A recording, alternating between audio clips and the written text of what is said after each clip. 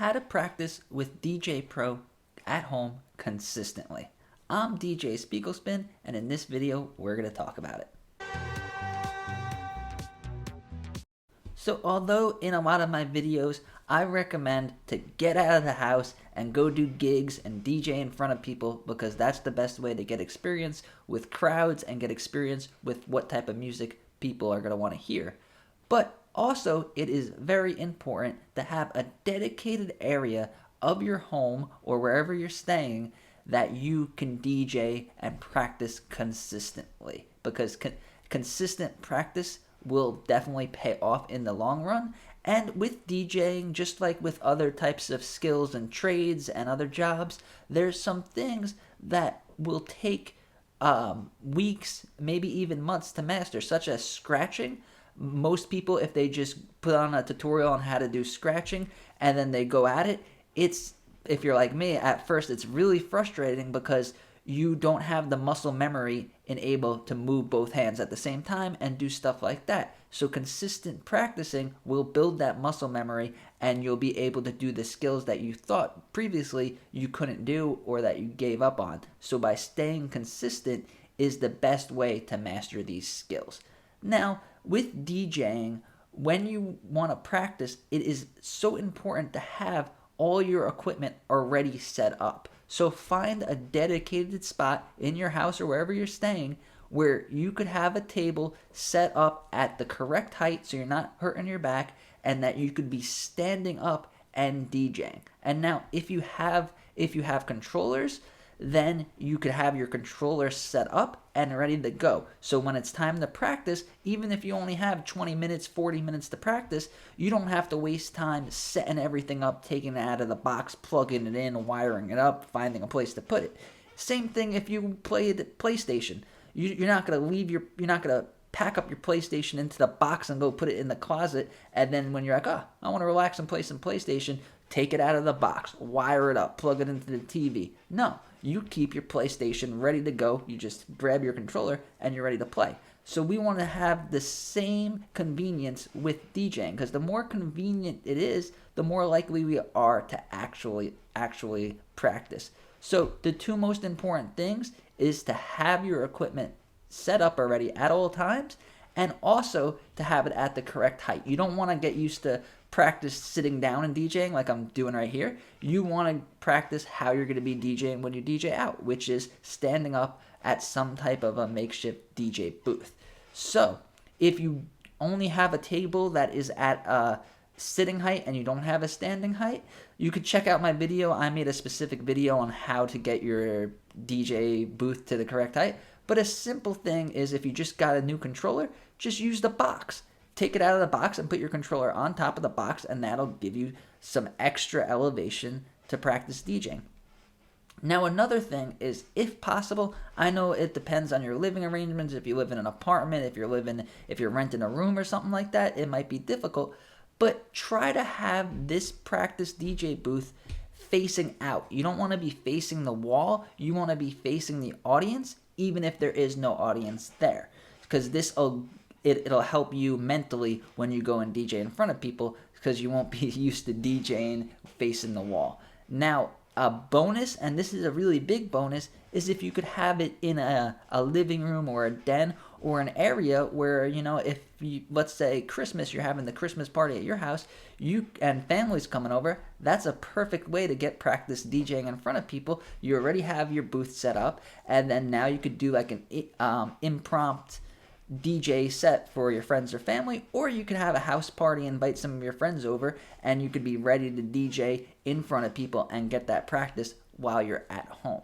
Now, specifically with DJ Pro, I would recommend, yes, practice DJing with your controller. Get used to your controller, because every controller is a little bit different, and there's nothing more frustrating when you go and do a gig and then you're not used to the controller. You're looking for where buttons are and you don't feel like you have it mastered.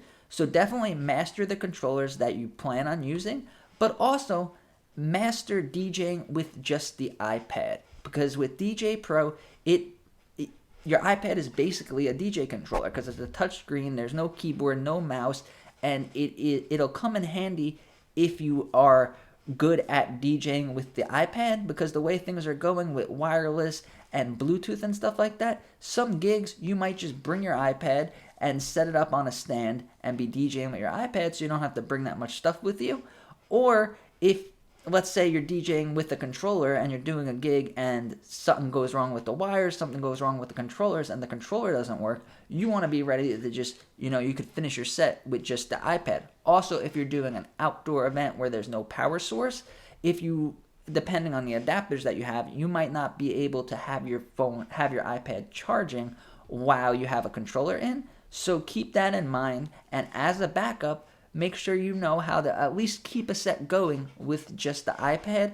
It'll really help you in the long run. And then also, don't practice DJing. Don't pick songs and then practice. I'm gonna do song number 1, and then at this point in song number 1, I'm gonna mix into song number 2, and then I'm gonna mix into song number 3, and then I'm gonna mix into song number 4, and then just practice all the time mixing these 4 songs one after another.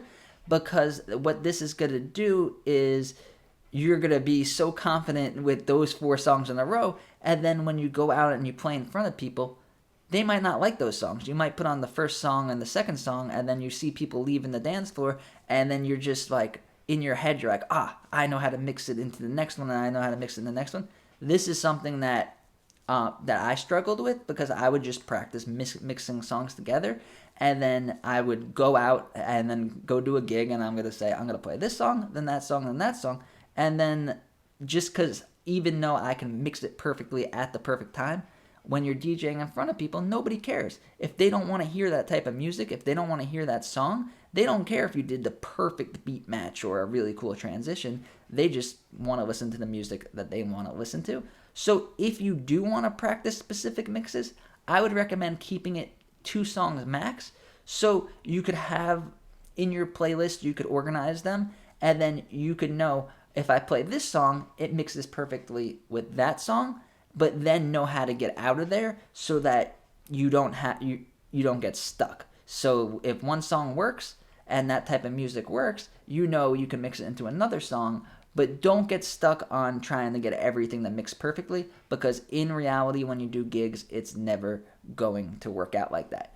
And another thing that is really important when you're practicing DJing is make sure you're using speakers that are loud enough to fill the room with the sound. This is something that I really struggled with when I first started, because at the time I was younger, I didn't have that much money for equipment, so I would practice all day long DJing with just the speakers on the iPad, and it sounded good. The mixes sounded good on the iPad with the iPad speakers, or maybe with a small Bluetooth speaker like that. It sounded good, but then when I DJ'd on a big sound system with a subwoofer, I realized that I had 2 basses going at the same time, and I was pumping out too much bass, and you couldn't hear the rest of the music, and it was really overpowering, because with smaller speakers, you don't get some of the frequencies. So you don't have to spend a lot of money, and if you're using it at home, you could just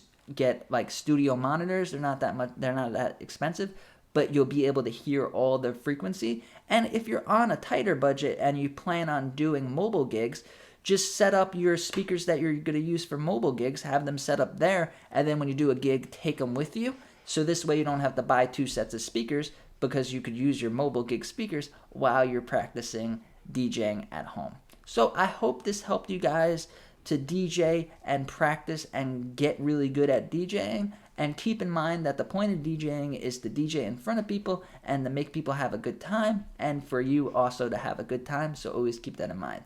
If you want to learn more about DJ Pro and DJing with the iPad, subscribe to my channel and give this video a like. Thank you.